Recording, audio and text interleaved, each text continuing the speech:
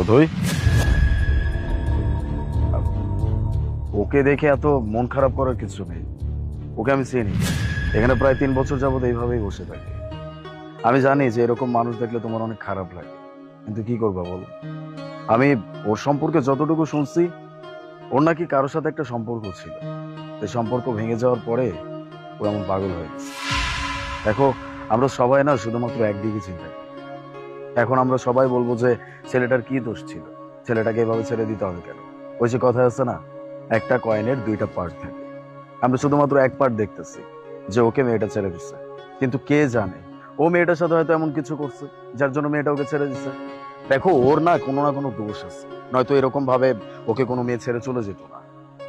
আমি বুঝতে পারতেছি তোমার খারাপ লাগতেছে, একদম চিন্তা করো না। আমার সাথে সম্পর্ক আমার আজকের পর থেকে শেষ। সেখানে আমার বাবা মায়ের সাথে কথা বলার কোনো প্রশ্নই আসে না, ঠিক আছে? আর শোনো, আমার বাবা মা আমার যেখানে বিয়ে ঠিক করেছে আমি সেখানে বিয়ে করব। তার কারণ ছেলেটা যথেষ্ট রিচ ফ্যামিলির, শিক্ষিত, অনেক টাকা পয়সা ইনকাম করতে জানে। তোমার মতো না এরকম বেকার থাকতে পারে না, ঠিক আছে? আর ছেলেটা অবশ্যই আমাকে সুখে রাখবে, ভালো রাখবে। যেখানে আমি সুখ পাবো সেখানেই তো আমি থাকবো, তাই না? তোমার মতো এরকম একটা খ্যাত গরিব ছেলেকে আর কতদিন ভালোবাসবো বলো তো? দেখো অত, তুমি তো আমার ব্যাপারে সবকিছুই জানো। তুমি আমাকে কয়টা দিন সময় দাও, আমি সবকিছু ঠিক করবো, আমি সফল হয়ে তোমাকে দেখাবো। আর তার থেকেও বড় কথা হচ্ছে, সত্যিকারের ভালোবাসা কিন্তু সবার কপালে জোটে না। আর তোমার আর আমার ভালোবাসাটা কিন্তু সত্যিকার। অতএব তুমি আমাকে প্লিজ ছেড়ে যেও না, আমি কিন্তু পাগল হয়ে যাবো অতএব তোমাকে ছাড়া। তুমি পাগল হয়ে যাও, তুমি মরে যাও, তুমি জাহান্নামে চলে যাও, সেটা তোমার বিষয়। এটা নিয়ে আমি একটুও ভাবছি না। আমি শুধু ভাবছি আমার ফিউচারটা আমি কিভাবে ব্রাইট করব।